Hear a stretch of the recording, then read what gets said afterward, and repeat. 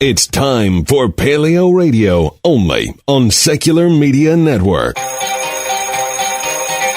You are now entering Paleo Radio.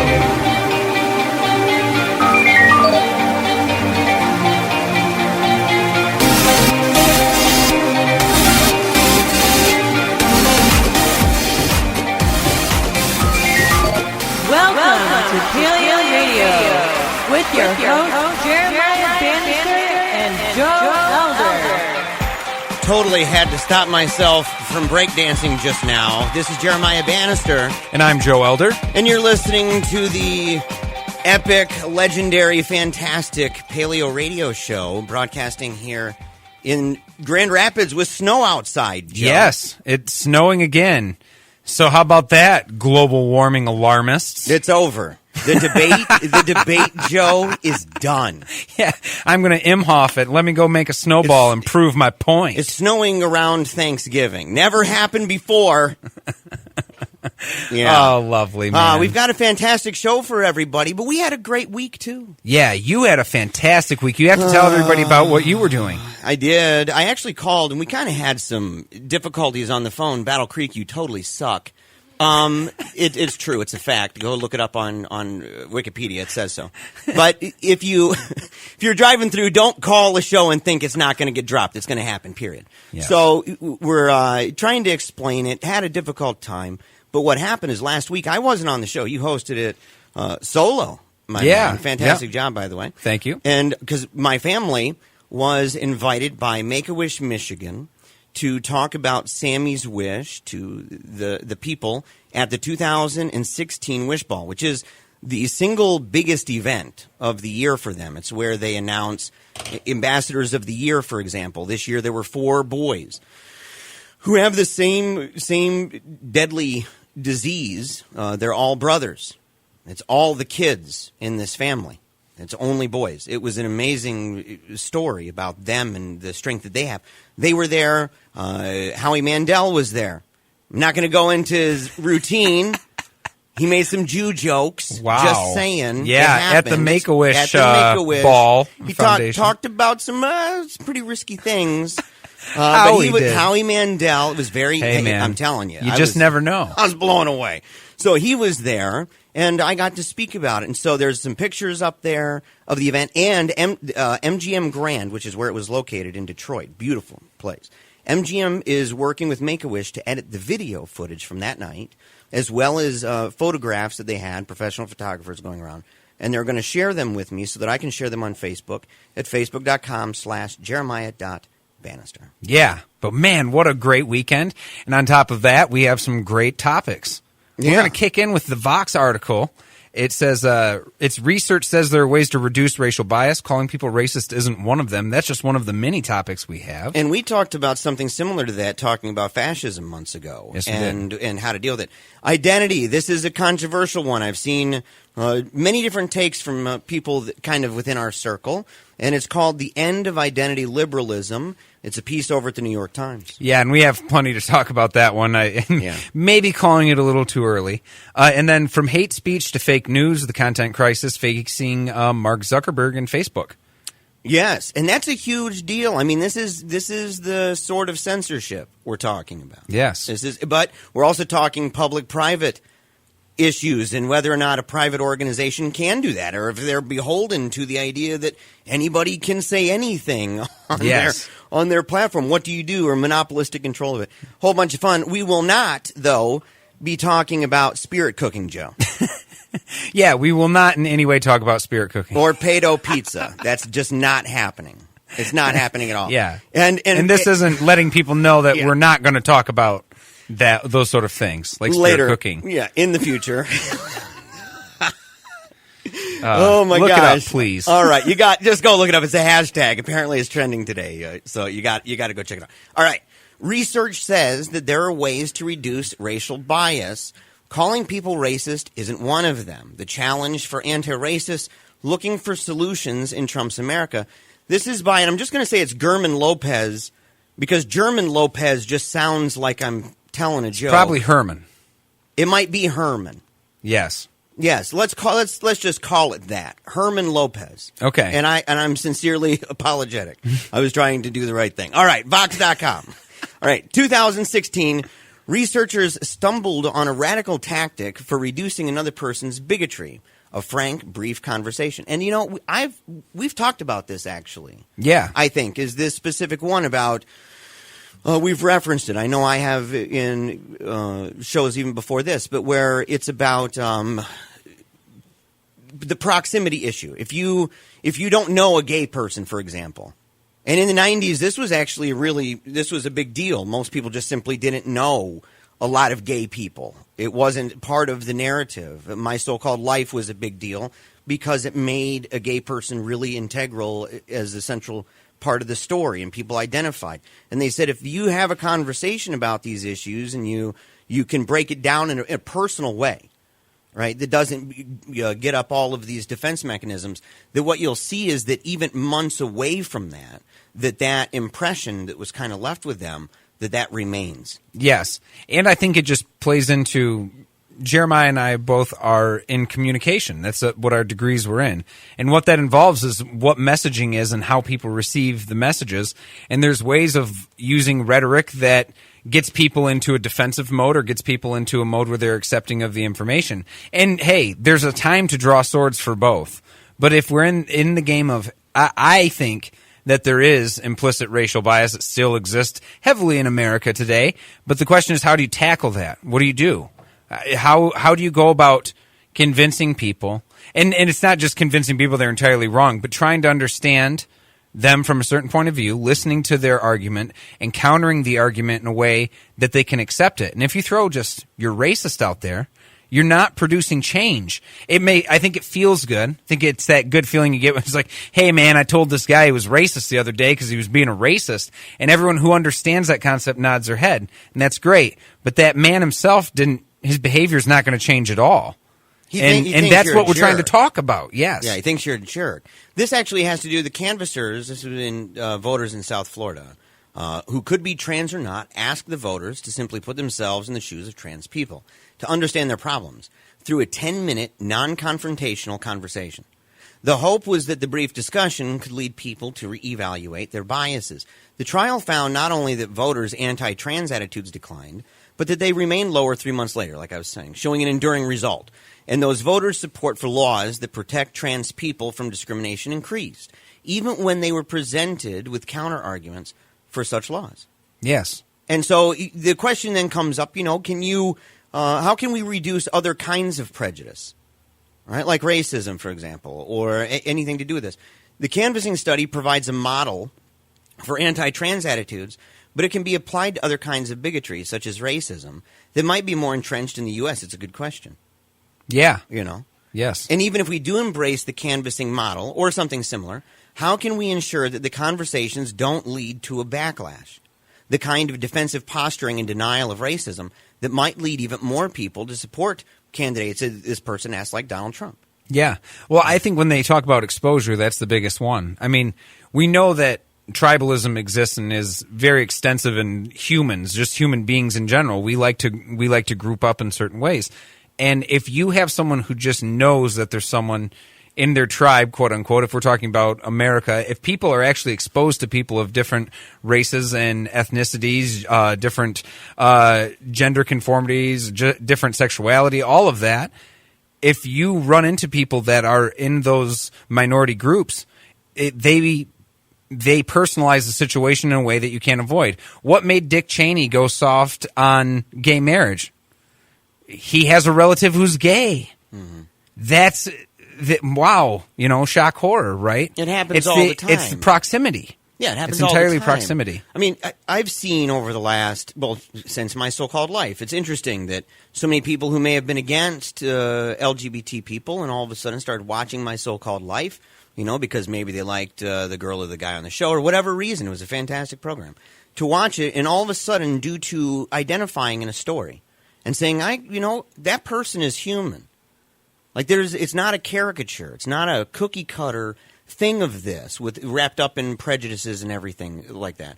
And it at least gives a different data point for them to kind of organize their own thoughts on the matter. and then say, is this? I mean, look, it happened with me.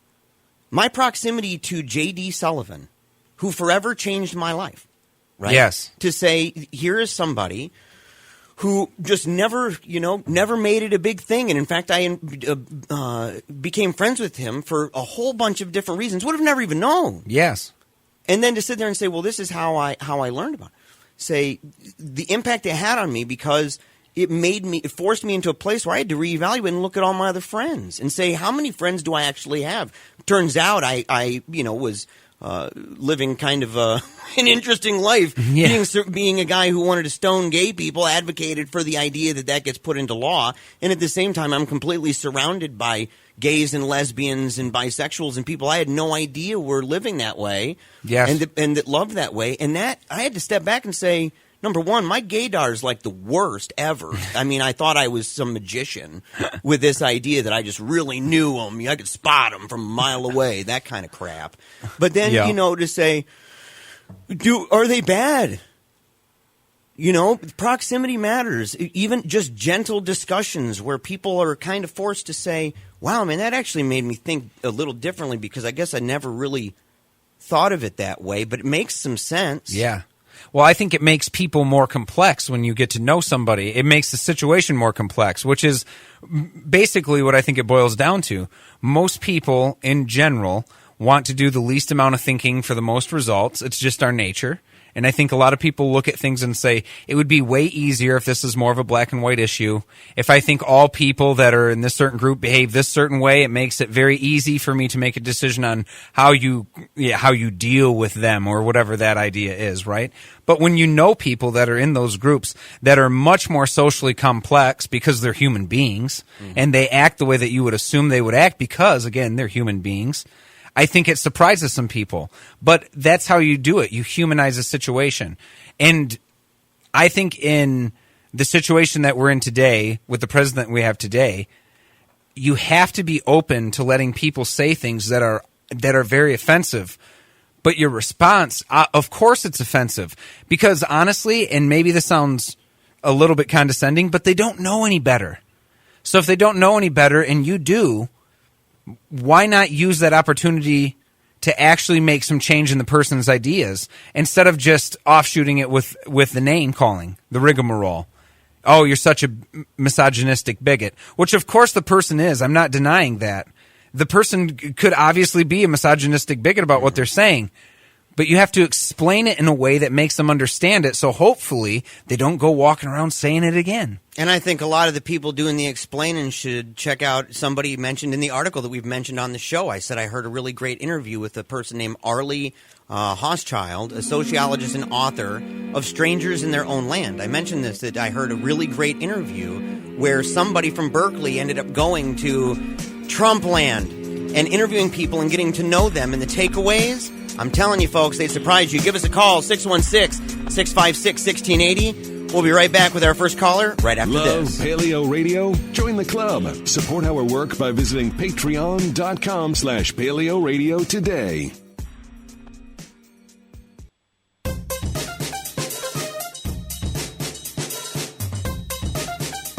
Back to Eagle and Dragon. Welcome back to Paleo Radio, 95.3 FM, 1680 AM. We're going to go right to the line. Tim, thank you for holding. How are you doing? Doing well. How are you guys doing? Just dandy. What did you want to say with us? Well, I just want to say I loved the topic you started off with, and it sounded like you guys were getting there. I just wanted to add that I believe very strongly that we cannot allow tribalism to cause us to hate Democrats or Republicans, and that I think that the ruling class, the plutocrats, the people with enough money to affect elections and build echo chambers, want us to hate each other, and they start off by using this awful, violent, hateful rhetoric against politicians, and then, of course, the natural conclusion is to hate anyone who supports those politicians when you've already been fooled into hating them. So that's, I don't know, that's how I see that. I feel sorry for people that are fooled into hating me for no reason. I think that's really cool that you actually brought this up. I I go on Twitter and I bash the daylights out of people. I mean, let's be honest. I totally do. I mention them by name. I tell them that they should be fired and shamed. And I believe, and I stand by those remarks, in fact, that I believe that. But in a conversation with Joe that we had actually just recently where we were talking about whether or not you can trust the media, and I'll use this as kind of an example of the RNC or the DNC, to say, do we just simply loathe the entirety of the thing? Or do we sit there and say, if we discover that somebody is totally a sellout crony, right, somebody's a lying hoaxer and fraudster, that's what they've done with their profession, that we should call that person out. And if it's affected the institution to a certain degree, we should try to be strict about that. Yes. To understand to what degree there's culpability for other people in that same business who may not be wrapped up in that nonsense. Yeah. And, and so to look at the Democrats and Republican parties as well. And I think it's not just simply disliking the parties, but I think that people should make a positive case for liking the concept of alternatives, especially in crisis situations where the two options they have are literally the two most loathed people that have ever run for office before. I mean, that's a crisis thing. And that people should say, maybe that's an interesting discussion to talk about rank voting. Right? Or maybe open debates are an obvious thing. There's got to be ways to do it so that you don't just simply loathe the system indiscriminately. You don't recognize the things that might actually be good, might be checks and balances, and people who might not be phonies and fraudsters. Yes, I agree. I think this is one, and we'll see if you agree with me on this one, Tim, and this one's kind of maybe a little bit out of left field, but one of my biggest concerns is that on college campuses where a lot of these debates need to be taking place, and they are sensitive debates, and they are ones that are going to involve people not feeling totally comfortable with all of the dialogue, I think it's more important that those take place on campuses. I just say it from my personal experience. I was a kid from a rural town of 2,000 people. I went to a school that was definitely mixed race. It was actually pretty much split by different groups in multiple different ways, but it was a nice mix. I would think almost 50-50 with white and black students at Saginaw Valley when I attended there. But the big thing is I learned about saying things that I didn't know was wrong, but having someone not stand up and scream at me and walk out of the room, but sit down with me and talk to me about that and explain it further than I could ever have explained it myself to get to a different idea or get to an enlightening moment. And look, it happened to me, and I have blind spots still. I'm still a cisgender white man. Yeah. Right? I still am. Doesn't change. I still have a lot of things about my personality and things that I don't see correctly, and I need people to be patient with me on. And I think we need to cast that same judgment off on making a monolith of people who supported even Donald Trump and saying, well, they're all racists. I think it's a dangerous move. Yeah. I love this conversation, and Joe and I, one of the things, and actually pretty much everybody in this room, because we are actually accompanied by the man, Nathan, the voice at the intro of the show. He also does a lot of the bumpers. But, we've talked about the ways that we've tried to become more empathetic, the ways that we've tried to understand people who don't agree with us. One of the ways on our show that we do this is we've done what, 50, where is it, episode 53? 53, 54, It's 53 or 54, and we've cited over 300 diverse sources where people can go, and we've put links to them, and it cuts across the spectrum. We have a huge Overton window here that balances things out. So you're never going to just get right-wing watch. That's not happening here at Paleo Radio. We have a diverse pool. But the other thing was this, and just speaking personally, Joe mentioned something in his life. With me, when I was in journalism school, we had a media ethics class, and the job was to first write your canon. What are your beliefs? And then you were to create an avatar that was literally the opposite of who you were.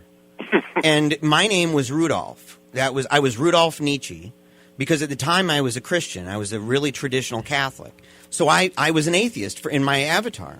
Yeah. I was an anarcho-syndicalist. I actually had to study and learn what anarcho-syndicalism was. And people who were anarcho-syndicalists and who were atheists had to study what theocrats in Christianity believed. And they had to do it, and then we had to do our presentations in good faith, acting as though we were those people trying to understand the news through the lenses of people that we totally 100% disagree with. And I came out of that. I mean, I'm an atheist now, interestingly, right? I am, but I'm not an anarcho-syndicalist. I still maintain a lot of things. I, eat the meat, spit out the bone. But it put me in a place where I could look at somebody in real life who radically disagreed with me, and I said, I understand better because I'm actually reading your stuff because I have to pretend that I'm you. Yeah.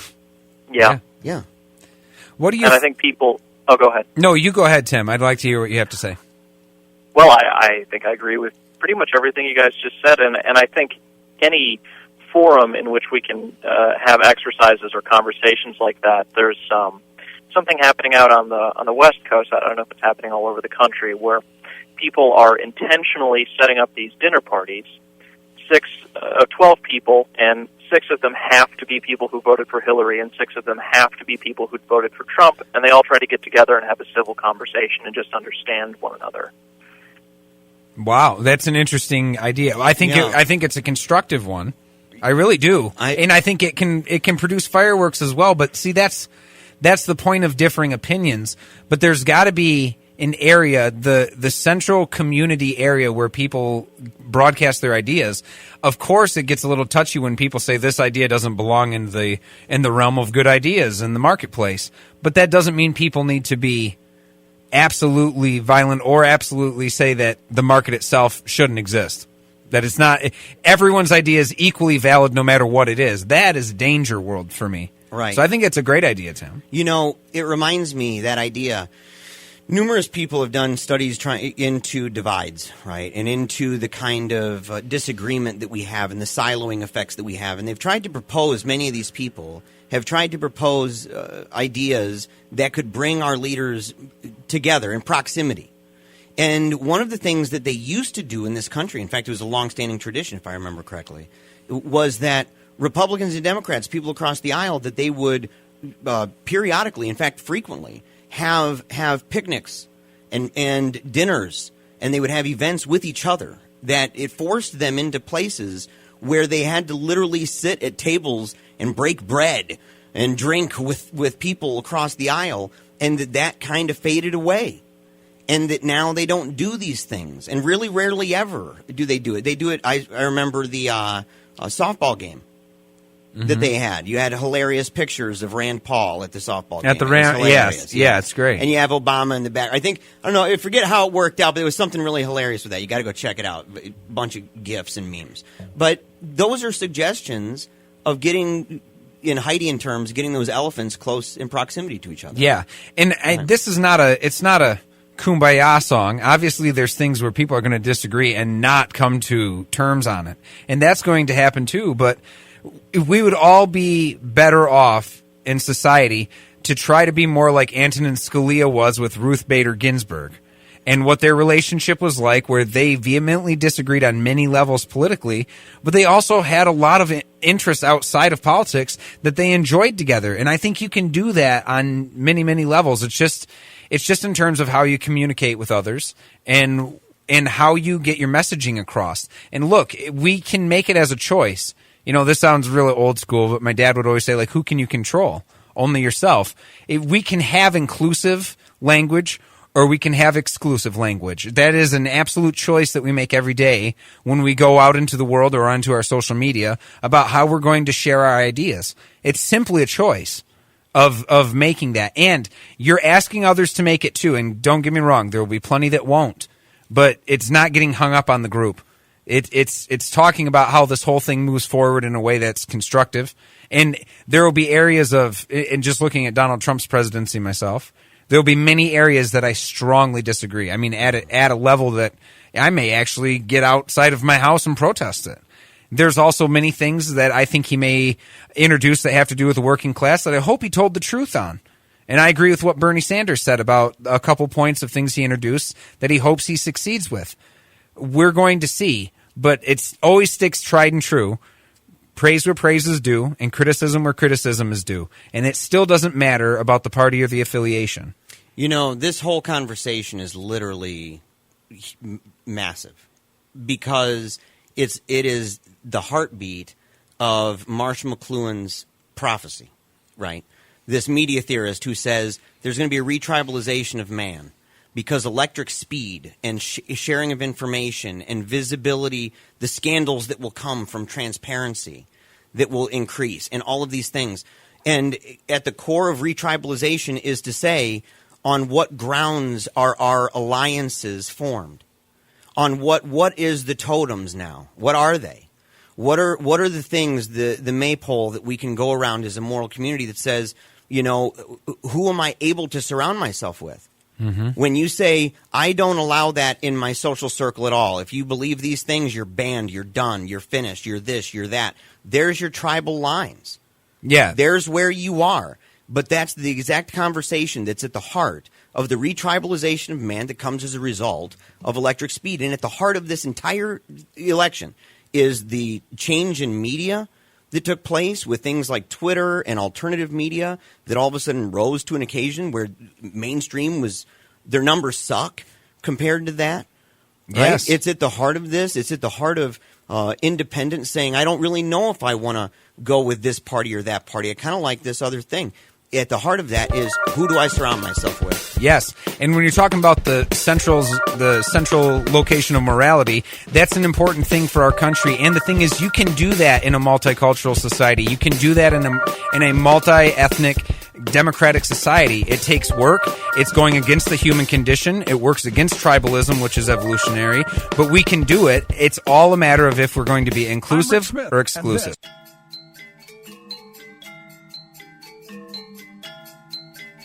Now back to Joe and Jeremiah. You guys are totally going to pay for this episode, and you're going to love it. You can go to patreon.com/PaleoRadio. It'll be the first one. Yeah.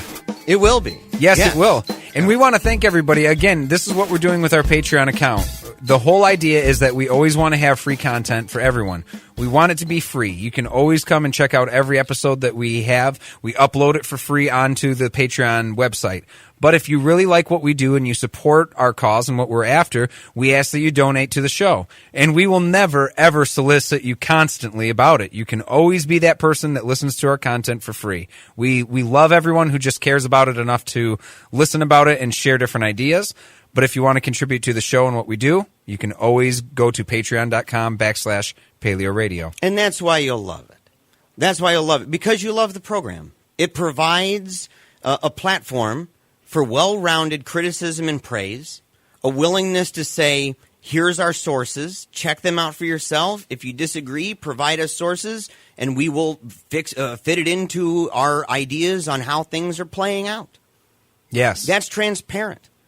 Yes. And it's all there. You can go to Patreon, and you know what? We've had, like we were saying earlier, about 53 shows that have literally been entirely free, even when people have committed to paying.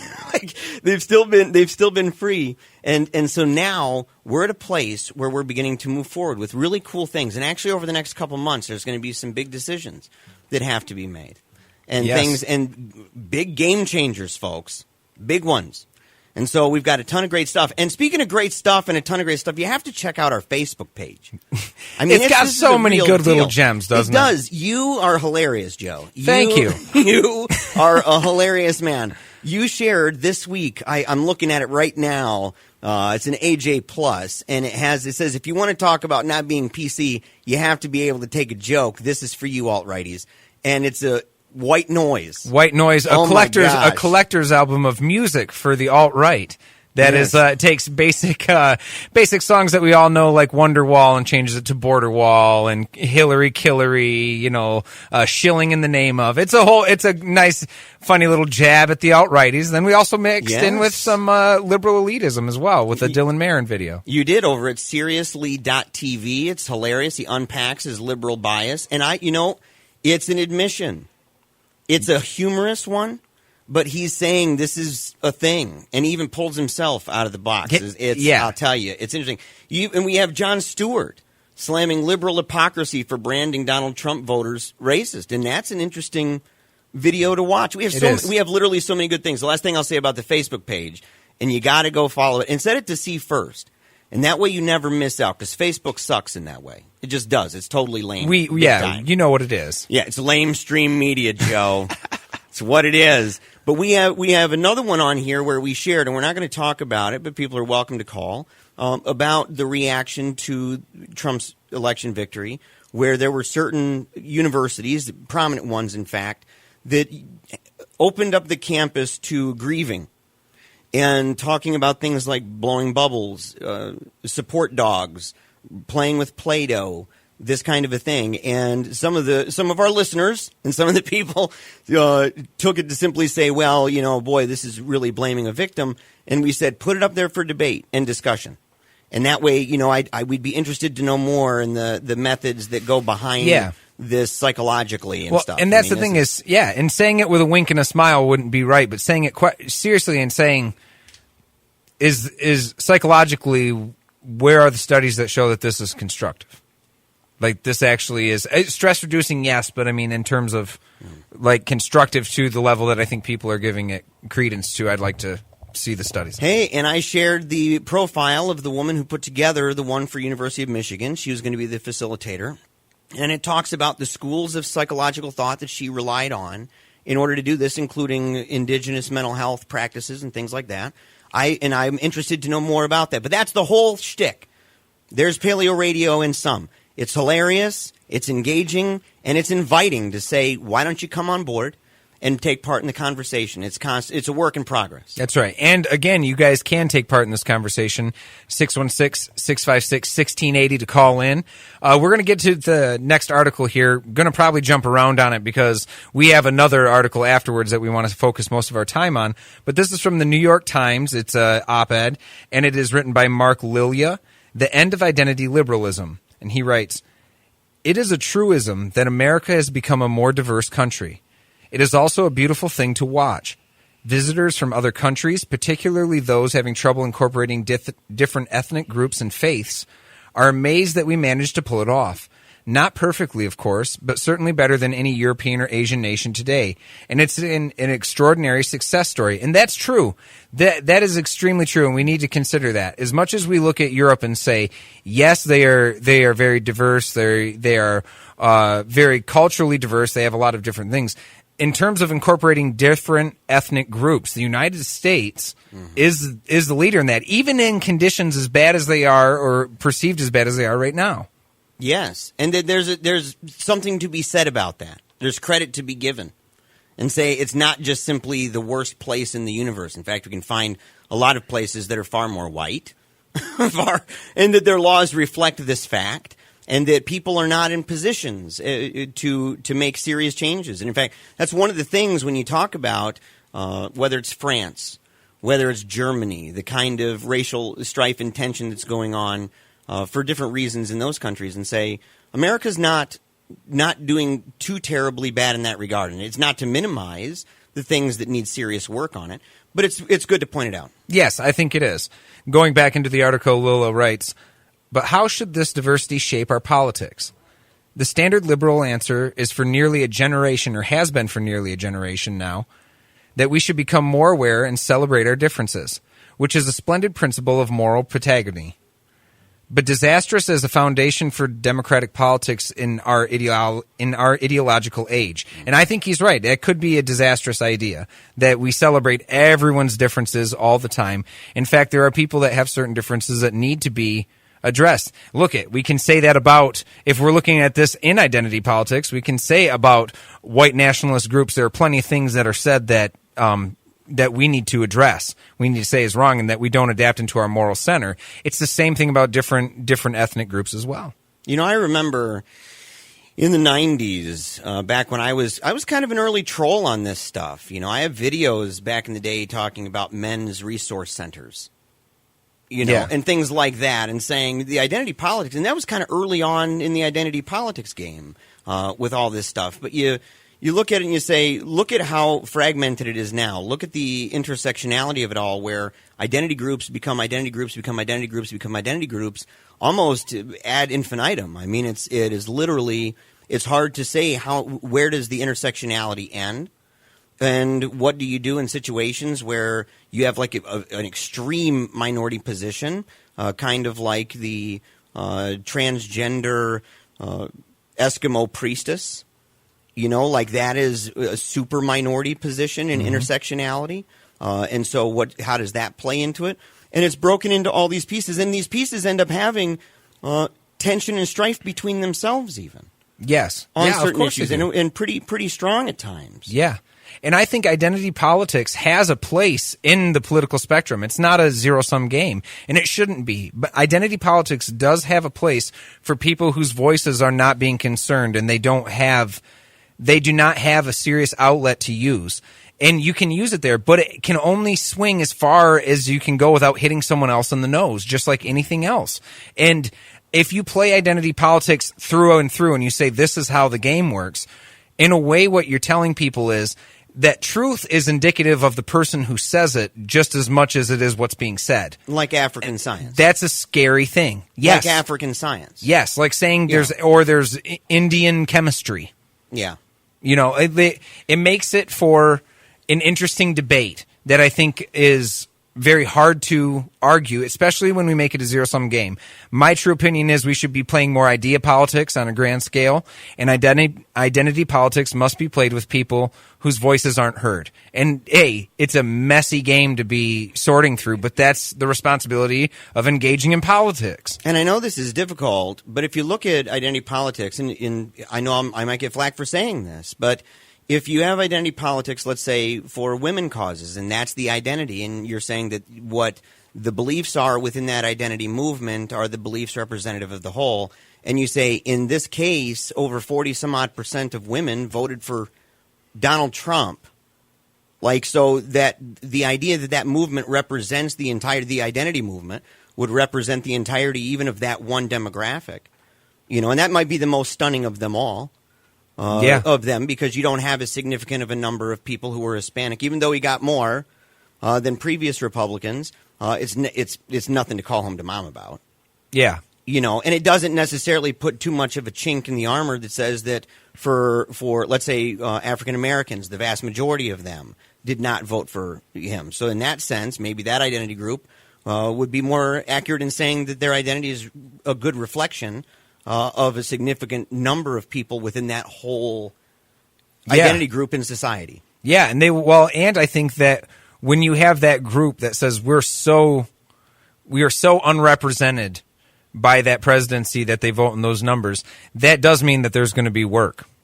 It means there's going to be work for everybody. But that's the nature of this beast. When the Jon Stewart clip that we got that from, that we posted the article on our Facebook page, that is coming from something where he is saying that this is a messy game, and tribalism is inherently our nature. And to group up when we feel threatened by our demographic groups, that is what we do. And so to attempt to have a diverse, multicultural base is going against what's natural for human beings in a good way, in a moral way. But it's a tough road to hoe. It's tough ground to go over. And it's not going to stop. Even this 4 years, yes, it's a backtrack in certain cases for certain people. I totally agree. But I don't think it's the end of the United States. This is not the worst thing the United States has ever done. It's not a great thing, I don't believe. But also, I'm open to being convinced otherwise. I hope I can be convinced otherwise. Right. And that you hope you can be convinced that 11/9 is not the new 9/11. I mean, yes. I saw that kind of stuff. But this piece here, the moral energy surrounding identity has, of course, had many good effects. Affirmative action has reshaped and improved corporate life. Black Lives Matter has delivered a wake-up call to every American with a conscience. Hollywood's efforts to normalize homosexuality in our popular culture helped to normalize it in American families and public life. But the fixation on diversity in our schools and in the press has produced a generation of liberals and progressives narcissistically unaware of conditions outside their self-defined groups and indifferent to the task of reaching out to Americans in every walk of life. That's right. Well, if we're going to celebrate ourselves as individuals, we really can't celebrate multicultural diversity in the same sense. We can't group up in that way and have a society function the way that we hope it would. Stick around, guys. We're going to be right back. Paleo Radio, 95.3 FM. Interviews or speeches, contact Paleo Radio Show at gmail.com.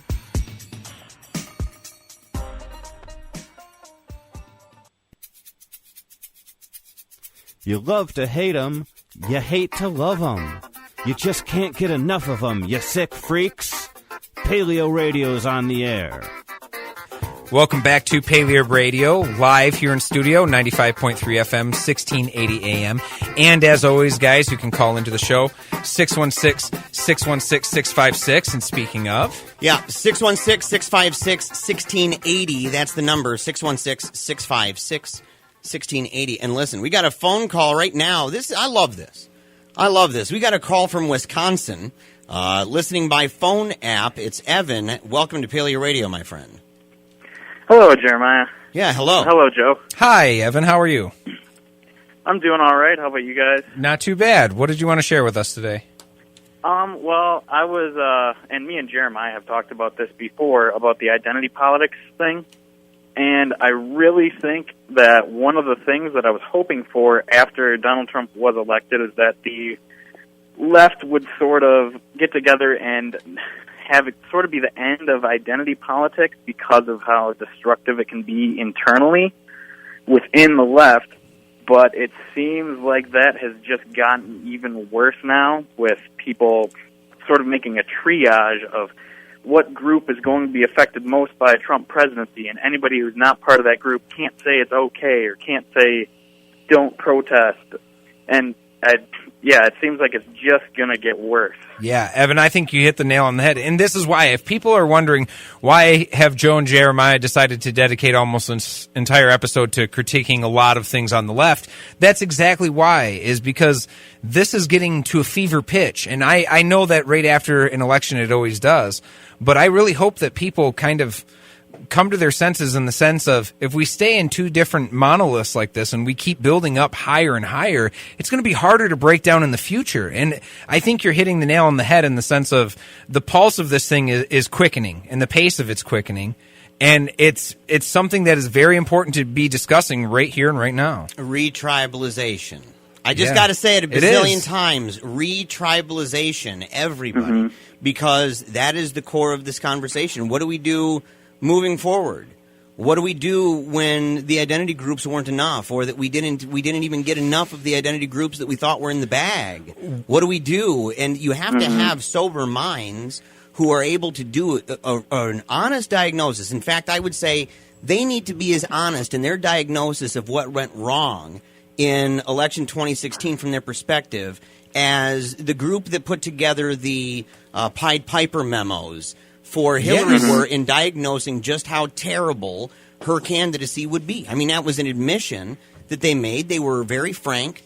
They talked about the difficulties she had to overcome being disliked by many identity groups. That was an honest, I mean, that doesn't give them brownie points to say things that are critical, but it was needed in order to make a good estimation for what needed to be done in order to win. And I say if liberals and Democrats, this should be stunning. This really, and it was. I mean, people can go back and watch reactions of people in real time, and they can go, we live in that age, Google it, and go and look and see the kind of reaction. Say, if you walk away from that and all you're doing is perpetuating the exact same narrative, Avita Zane. You were you need to diagnose it better. Yep. But thank you so much, Evan, for that call. Yes. Yep, thank you. Yeah. Thank you. We've got Warren on the line as well. Warren, how are you doing? Oh, pretty good. Good. Glad to hear you guys are doing. And boy, your way of describing things is very gentle, kind of like David Pakman. Thank you. Very nicely done. He says, honestly, I was bashing on Twitter or whatever, but I think that liars segment was very good, and I love it when you guys quote pieces of research and the debunking of the other fake research, because there's a lot of that going on, and you do both sides. You try to anyway. Thank you. I was going to say that there's a framing going on too, because they don't seem to realize. At least I have a friend that's a Republican. We do a lot of stuff together all the time, but it's just really harassing. He says, well, all the people are just so stacked against us, small little group of Republicans, and I'm saying, like, well, who? And big funders too. And I said, like, who? Well, Bill Gates. And he says, no, wait a minute. Why is he considered to be a liberal? Oh, that single issue thing really makes a difference. It's pro-life. Yes. Oh, that's it. But, so he's got that big guy on the other side, and I guess they vilify George Soros for, I'm not quite sure what it is, but they're all lockstep in vilifying him. Bird-dogging. Anyway, I won't go into why, but I don't think he's necessarily a clean character either. But for a while, he wasn't even donating to individual candidates. That's true. Yeah. There's a lot of interesting things. And then breaking down the election is very interesting when people put it in different ways. Like, as many people didn't vote as those that did vote for Trump, and that both Hillary and Trump had 67% unfavorable ratings. Yes, and you keep doing these breakdowns, and like 0.1% of people that were black voted for Trump. And you've got to put these all in there, and it should be all in one place where you can see them, and it really begins to make a picture. This is not a mandate. And then you have quotes like, guess who said that this electoral college system is the most corrupt, rigged system there ever was? That was Trump saying that when he thought Romney had gotten the popular vote.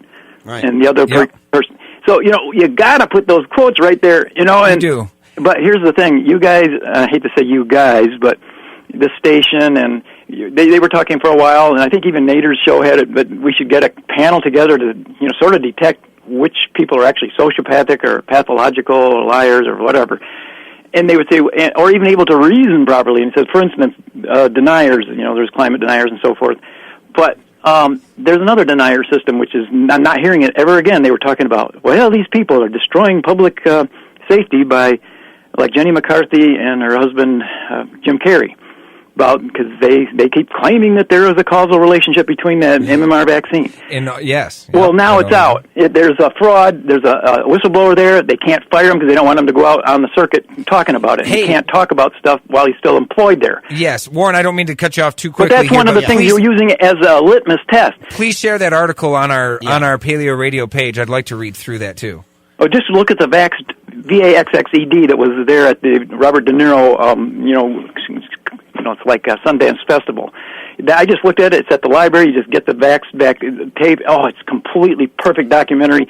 Like I said, I always try to have my biases get out of the way, so I will watch that. Yeah, I'll try to look into it. Yep, sorry, we're gonna have to get to it, Warren. Yeah. Well, and I'll tell you, I'm grateful for the phone call. And listen, that's really what we're trying to do when we've talked about this before, and and it kind of plays into what we were hoping to actually talk a lot about was the idea from hate speech to fake news, the content crisis facing Mark Zuckerberg, and saying, when you wield that power of censorship, that sword of censor, right, that you have, that's a daunting task, and we have that as the hosts of this show. We can decide on what we want to cover. We could rely strictly on one pool of information. I mean, I think Jon Stewart broke it down beautifully on his show where it showed what liberals listen to and what conservatives listen to and watch on TV and their preference, and so-called independents, what they listen to.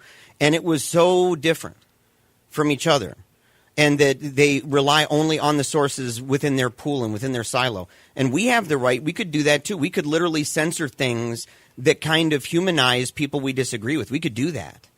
And that would fuel our ability to characterize people and say, "Oh, we're gonna make a cookie cutter example of you and your beliefs. Ha, look, we get a bunch of ratings." Well, and I think we need to don't do that. We need to be scared of it, because to me, it's I've used this line before, and a lot of people kind of have laughed about it, but in a lot of cases, I like to try to be a libertarian in the sense of whose responsibility is it to look through and wade through junk news to find good news? Is it Facebook's responsibility? Is it Twitter's? Is it Yahoo's? Or is it yours, your own? Because you have access. I don't know. This is a question that I think is open to interpretation. But one thing I think is very important is how many people do the 3-step rule? Does anyone apply it in the sense of here's a topic, I'm going to read it on the left, I'm going to read it on the right, and I'm going to try to find an independent article about it and see where there's similarities and where there's heavy differences and try to separate rhetoric. Hey, and I know I'm asking people to lift heavier. I know I am. But guess what? That's the pursuit of knowledge. It's the pursuit of knowledge. Yes. Absolutely. It's the pursuit of knowledge. You're trying to get the most accurate description of facts as they are on the ground so that you can make the best diagnosis of what's happening and what you ought to do as an individual. It's the well-examined life, literally. And to me, I look at it and say, Facebook can either go ahead and censor, and what they're going to do, there's going to be a lot of websites in there that they'll include that I would not include in fake news. I would include in conspiratorial news, which can be fake. Yes. But I would say that as a news source needs to remain on there, especially certain ones, how big they are right now. They do, and plus it will give them some sort of legitimacy that you do not want to give to woo-woo crackpot news sources. If someone like Alex Jones says, we've been right about the elections, we're right about the chemtrails, the Hillary Clinton is actually a demon who spouts asphalt or whatever the heck he said, if that's actually what he's saying and then they shut him down and say he can't say those things anymore, the group of people that he amasses that listen to him on the reg are people that are very impressionable, especially about things like censorship, and in a way you've validated a lot of woo-woo crackpot arguments that you don't want to validate by saying it can't be on this certain platform. I think it's a dangerous notion on the back end, too. And especially when you're talking, and you bringing up InfoWars is a good example. I think it's Quantico research, the data analysis for traffic online and viewership and stuff like that. 126th in the world. InfoWars. Yeah. Bigger than New York Times. Yep. Bigger than Washington Post, bigger than CNN, bigger than all these different groups. If you all of a sudden take that audience of people and he's saying they're going to try to shut us down, because it's the truth, and then you go out and you do that rather than keeping them in the market and debating it and simply debunking. And debunking having the work. Good debunking, fact-checking sites. And listen, to me, anytime someone says censorship and burn books and stuff like that, kind of weirds me out. I'm of the journalistic persuasion that it would be much better to educate people in media ecology. And if you don't know what that is, I strongly encourage you to look it up. It's the basics on how to watch and read the news, how it's put together, the role of color schemes even in why they use certain colors in advertisement and things like that educate you on what is happening when you engage media, whatever medium you're doing, and that you would have an understanding for the downfalls of that in a world of free speech, and of a marketplace of ideas, and that you can protect yourself to provide as many diverse points of information, original source information, to make good decisions on your own. Well, consider this. How many times in history has censorship or book burning or anything of that nature been on the right side of history? I mean, when have those types of endeavors been for the benefit of a nation state in any way? And the book burning thing is kind of an offshoot, but more importantly is the censorship. Focusing on the censorship, when has that been a positive for anybody who's seeking absolute truth? The idea of we censor away the counter argument. My theory is if I have the data, I have the facts, and I know what's right, I have a bigger tool belt than the people that are trying to debunk me, and I can use those to actually try to educate people out of the ignorance about whatever the topic may be. And hey, look, I'm a person where I'm very open to knowing that there's others who have a bigger tool belt on other things, and they can teach me too. But we have to think about it in that way about who has the ability to explain things when they're tough to explain. And if you're going to censor, you're going to validate a lot of arguments that are not worth validating. It's the end of the show, Joe. It happens so quick every single week. It does. 1 hour is just not enough. Totally lame. 100%. But I'll tell you what's not lame. Patreon.com/PaleoRadio. You got to check it out. We're going to go ahead and post this podcast there, but we're also going to post announcements. And nobody who donates to the show is going to pay except for one time a week when we upload a new show. That's right. And thank you guys again for listening here in Grand Rapids. Thank you for listening all over the United States on Spreaker and also through our Patreon account. We love you all very much, and we will indeed see you next week. Have a good night. You've been listening to Paleo Radio, exclusively with Secular Media Group.